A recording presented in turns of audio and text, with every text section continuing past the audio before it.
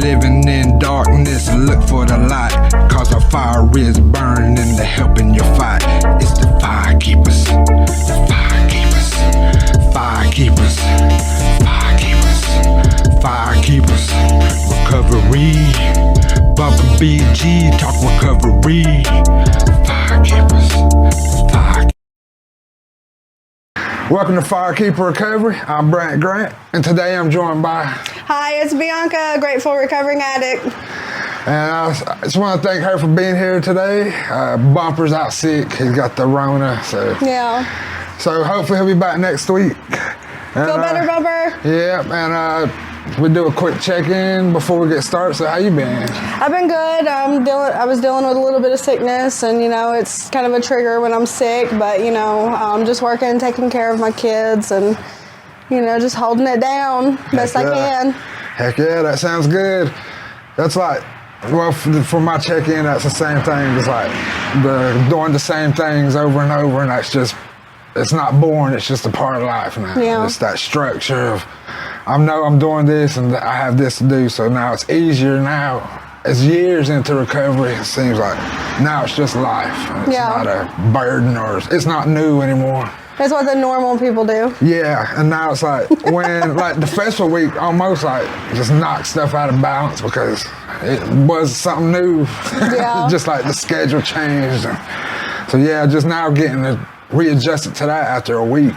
It took that getting back to normal. Yeah. Except going to court today, sitting there with my brother, but I just hate court. Court's court. Yeah, especially when you ain't got to be there, you're just there to support. You're like, God, this takes forever. Yeah. So yeah, I thank you for sharing. I thank you for being here. Of course. And thank you for having me. Yeah, I'd like just hearing everybody's story and anybody that's trying or doing it, just showing people different ways to get there. There's no one way. Right. So yeah, I'll just go ahead and start asking you the first question. What was some of the events that led to you getting into your recovery? Oh gosh, it was, it was multiple rock bottoms. There wasn't just one where I was just like, okay, this is enough. That was just all it was. Like, there was no getting better. It was just rock bottom after rock bottom. I think the one key to my journey, the beginning of my journey was, I was to sign my rights away to my kids, to my grandparents. My grandparents are safe. There was a long time that, I hated them because, they were capable to take care of my children when I wasn't capable. But, it was in that moment, I shared before, it was like a dark time, but I was going to commit suicide. That night. I was in a shack in the middle of the woods, it was snowing, with that big snow, almost 7 years ago.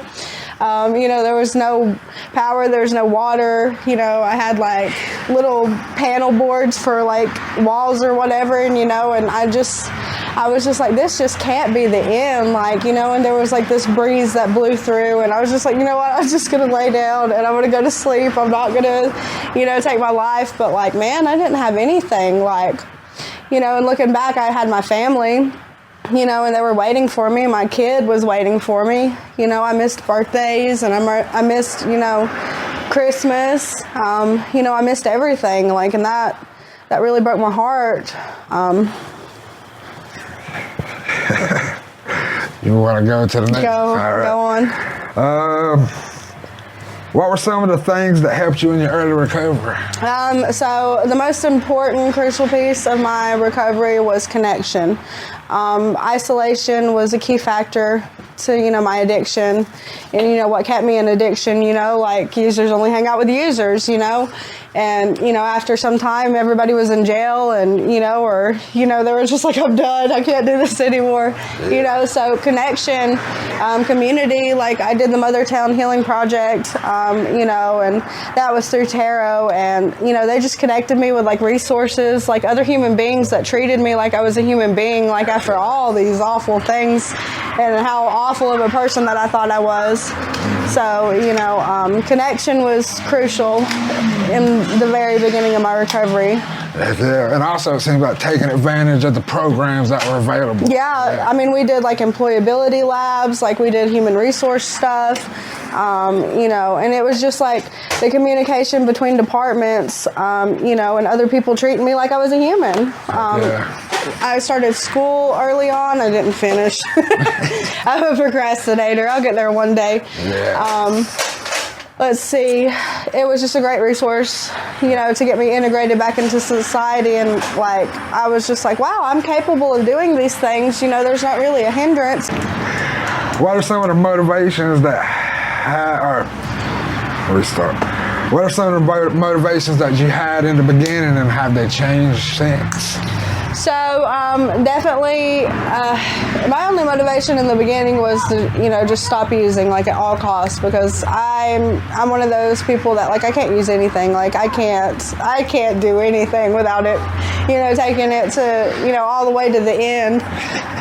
So my motivations, they definitely changed. You know, like, I had a goal list early on in recovery, and you know, it changes. You know, like, one of the biggest one was housing, and now, like, you know, I got me and my kids in a house, so now I'm just looking like, you know, I just want to do more with my kids. Like, I want to better my education so, like, I can get a better job. Like, I don't want to kill myself at work, but, like, you know, I want to make enough money, like, where we can, like, go on vacation, and, like, I don't have to use my PTO for sick leave. Like, that would be amazing. Yeah. You know, motivations, you know, just relationships, you know, like, even, you know, the truth changes, like, you know, the further along in your recovery that you go, you know, and, you know, I think my mind is more open, you know. I don't see, like, recovery as, like, a clear, like, one way, one path, you know, it fits all, like, you have to do it this way or it's not going to work, you know, because everybody's different. Yeah. So, continue. Okay. How important has community or your family been in recovery? My family has been a crucial part of my recovery. For a long time, I hated myself in recovery, so I thought everybody else hated me, and therefore I hated everybody else. It's the simple moments, just sitting around talking to them, you know, listening to my grandparents argue about the news, and, like, you know, like, it just breaks me, and I'm just like, God, thank you so much, you know, because, you know, that's the moments, you know, like, my kids, like, seeing them happy, you know, they're healthy, they're not, like, in a trap house, going from trap house to trap house, growing up in car seats, you know, they actually have, like, a stable place, you know, they've got stable schools, you know, it's really important. Yeah. Heck yeah, I like it. You can see how it has changed. Have you seen a change in your family since you got in recovery? You know, I guess the drugs distorted everything, because, like I said, I hated myself. Therefore, I thought everybody else hated me. I hated them as well. You know, I just see, like, my family being, like, super supportive. I'm grateful for that. We're just talking about how your family... Oh, I see my family, you know, my family, they're super supportive.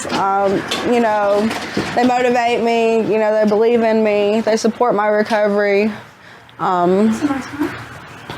You know, I'm trustworthy now, so they can trust me. Heck yeah. How has recovery helped you be more grateful? So the gratitude from recovery is simple things like, you know, having to stop and get gas, you know, going to work, you know, it's the repetitive things in life, you know, wake up, shower, coffee, you know, it's the little things. Sometimes it's super hard for me to get into, like, a grateful mindset, because I'm very, like, problem focused. Yeah. So, like, I see the problem, and, like, the next thing after that, like, solution. So, like, I'm super focused on, like, the solution, like, what can be changed, what can I do different, you know, and sometimes, like, I forget to pause and live in the here and now, like, hey, like, it's really great, I'm just having, like, a really bad moment, you know. Yeah. So I have to, like, change my mindset. Have to remember to live in the moment. Yeah, it's really important. You know, I think it was just the other day where I was just like, you know, I'm just grateful for this moment. And then it just, like, you know, it's like my brain short-circuited. It's like, wow, gratitude, you know, just live here and now. And, like, I was super grateful. Heck yeah. And that's what recovery does, gives us that clarity to see that, man. Yeah. Recognize when it's happening instead of, well, I guess we can still run from it, but we choose to not run from it. Yeah. Quarter. Do you have any coping skills you can share? So one of my main coping skills, definitely writing, prayer, meditation, meditation's really hard for anybody that doesn't try to meditate. It's really hard. I get about 8 breaths in and then I'm just like, thinking about everything. So then I have to bring it back. But, I've been relying heavily on prayer, and just, positive thinking. Like I said, writing helps. Sitting down, watching a movie, baths. Oh my gosh. There was a time in my recovery where I had to wear an ankle monitor and I could not submerge my left ankle in the bathtub, and that's one of my greatest coping skills. So, I had to find other coping skills like just turn the faucet on and hold my hands under it until I can't stand it anymore. Sometimes just eating. Oh my gosh, eating is a great coping skill. I've been cooking a lot with my mom. And she's really excellent. She's not scary when she's trying to teach me stuff. And she's just cool and we just rock with it. So, I think my coping skills have definitely changed. And it's really important to me because the ankle thing, that was a thing. And another one was during COVID. I couldn't do a lot of my coping skills because the whole world was, cut off. So I had to lean on other outlets. Yeah. So filling the gas tank up and just riding the roads, it was the greatest thing ever. I know where everything is now. Yeah, because when we was in our addiction, we probably went to all them places, but we weren't looking. No. We were just there. Yeah. It was just a parking lot or whatever. Yeah, it was just a parking lot. Heck, it was just a road to our destination. Yeah, and that was just to get high. So. Yeah. So is there any other advice you have for maybe anybody that's still in an addiction, looking to get out? My biggest advice to somebody that's, still actively using and still struggling, just don't give up hope. It could be the littlest thing. I know, when I was in active addiction, I didn't use alone. Don't use alone. Please, if you got to carry Narcan with you, if you got to call somebody and be hey, I'm about to do such and such, please just let somebody know. The story really isn't over yet. The struggles don't last forever. You're going to struggle in different ways, don't get me wrong. Yeah. But, it's high-class problems now. Heck yeah. Yeah, these new problems is better than... Bumper always says that my worst day in recovery is better than my best day in addiction. And that's true, because, when you're in active addiction, your best day, it's really not a best day. Yeah. Because once it's a good day, you're okay, how can I make tomorrow better, Yeah. So. Yeah, because you always worry about that next one. Yeah. Is there anybody you want to shout out or anybody, or just any, I don't know, the shout out, whatever you want to shout out, people, places? I don't know. Yeah, this is some people have a message we didn't cover. Maybe you got a project you're working on, or just people you say, hey, thanks for helping me out. Yeah, okay. So, I want to definitely give a shout out to my community, accepting me back into the community. Okay. I know I was a menace to society, maybe Bryson City, Swain County mostly, maybe Macon, a little bit here in Cherokee. But, it's really important, that people see that, I'm a person, and I'm not, even though I struggle, with addiction, I'm still a person. I'm still a human being. I'm, somebody's mother, sister, friend, granddaughter. I'm a person. Yeah. So thank you for, recognizing I'm a person. Heck yeah. It's really important. Yeah. And the best part about being a person is we can change. So. Always change, we're always changing. If we stay the same, we're not learning anything, we're not growing. It's important. We're not ever exactly 100% right about everything. Right. It's important. Yeah. So thank you for sharing. Thanks. And if you ain't got nothing else, that's about all I got. Well, we'll do a recap one day. Yeah, we'll do part 2. I like to go, I have more questions where we get into your dirt stuff. We haven't hit nobody yet. We'll do that. We'll get So there. yeah, for Firekeeper Recovery, I'm Brant Grant. I'm Bianca Dardeen. And and as always, we'll leave the light on for you.